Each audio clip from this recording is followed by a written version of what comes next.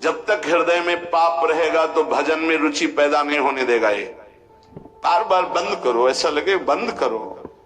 जैसे किसी को लगता है कि हर समय तुम माला जपते रहते हो, एकांत बैठे रहते हो, कहीं तुम डिप्रेशन में ना पहुंच जाओ।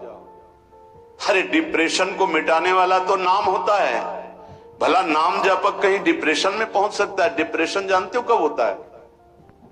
जब हमारा पापात्मक वृत्ति क्रॉस चिंतन कराती है। एक चिंतन चल, तुरंत उसे काटा, ऐसा ना हो जाए, कहीं ऐसा ना हो जाए, कहीं ऐसा ना हो जाए, और वो चिंतन करते करते करते निष्कर्ष निकाल ही नहीं पाता, डूब जाता है। उसका मन बहुत कमजोर हो जाता है और वो अंदर से जलने लगता है, अशांत हो जाता है। उसे डिप्रेशन कहते हैं। कल्पनात्मक भयों की भीड़ लग जाना, कल्पनात्मक चिंतन से निकल ना पाना। नाम जपक परमानंद प्रभु में स्थित होता है। उदासीन अति रही गोसाई, ये उपासक की वृत्ति आ जाती है। कुछ अच्छा नहीं लगता, नहीं खान पान ते भावे है, नहीं कोमल वसन सुहावे है, सब विषय लगे ते खारा है, हरि आशिक का मग्न। अब संसार के जन, परिवार के जन क्या सोचते हैं? इतना एकांत बात नहीं करना, हंसना नहीं, कहीं डिप्रेशन में ना हो जाए। भगवान का यदि नाम चल रहा है, भजन चल रहा है, तो इसकी गुंजाइश ही नहीं। वो तो नाच पड़ेगा, परमानंद में निमग्न हो जाएगा। वो तो दूसरों के दुख मिटाने की सामर्थ्य रखता है, पर नाम चलना चाहिए, नाम चलना चाहिए। भजन की उदासीनता एक अलग होती। भजन चल रहा है और जगत से उदासीन, तो हृदय प्रसन्न रहता है। नाम का विस्मरण होना मृत्यु समझे उपासक। नाम को पकड़ लीजिए।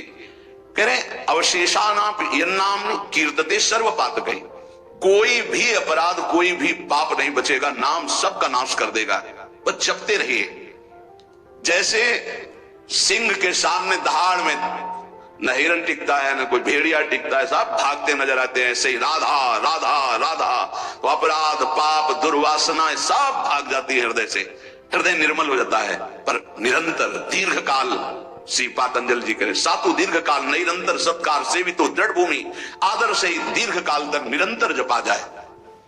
यन्नाम कीर्तनम भक्त्या विलाप मनुमत्तमम, मैत्रेयाशेष पापानाम धातु नामि उपावकः। यदि कहीं भावपूर्वक नाम जपा जाए, बहुत जल्दी नाम का प्रकाश हो जाए।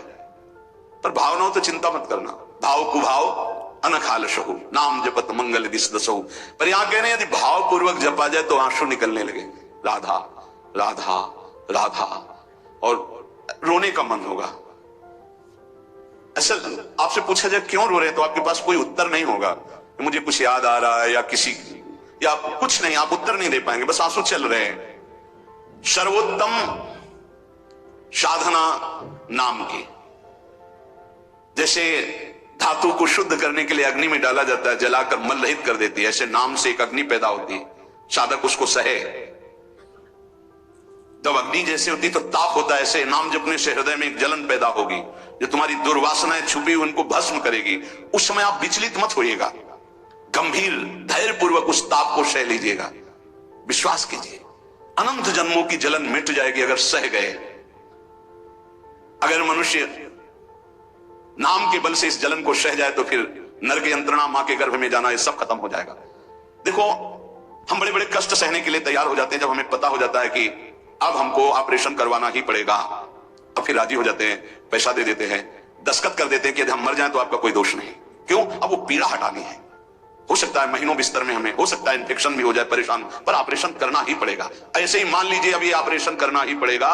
जन्म जन्मांतरों से हमारा भव रोग बढ़ चुका है, अब ऑपरेशन के लिए तैयार हो जाइए।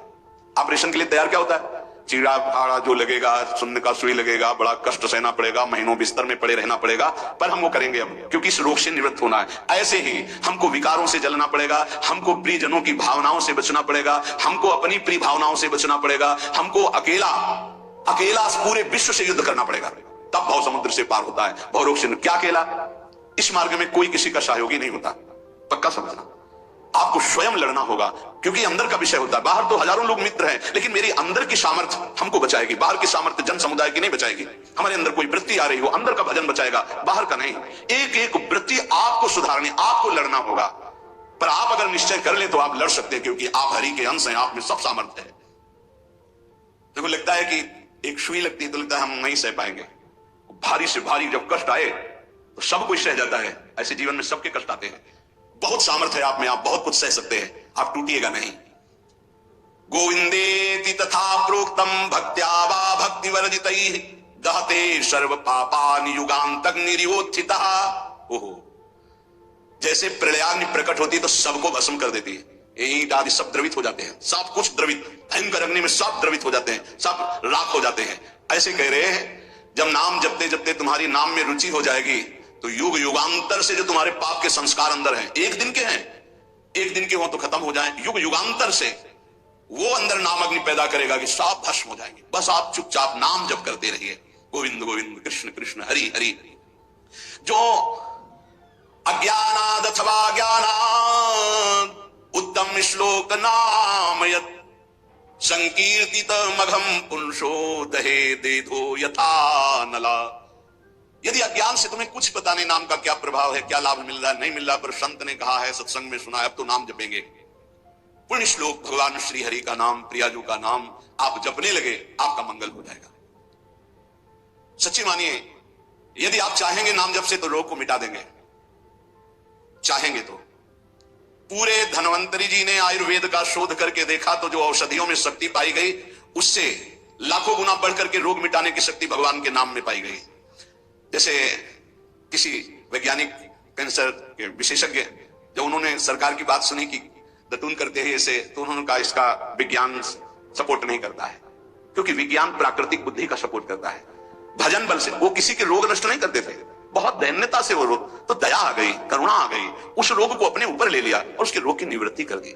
जैसे भाई जी को करुणा आई, राधा बाबा के रोग को अपने ऊपर ले लिया, उनको रोग की निवृत्ति कर दी। ऐसे महापुरुष जन कर नाम से वो अपने रोग नहीं मिटा सकते थे क्या? अपना पैर कटवा लिया, अपना नहीं करते, क्योंकि लिया है उन्होंने स्वीकार। यही तो संत महापुरुषों की महिमा गाई गई है कि वो दूसरों के लिए अपने कष्ट को बढ़ा देते हैं और उनको पता नहीं है, उनको पता भी नहीं था। राधा बाबा को तो श्री कृष्ण चंद्र जी ने कहा कि जो भाई जी महीनों से अस्पताल में पड़े, ठीक नहीं हो रहे, वो आपका प्रारब्ध भोग रहे।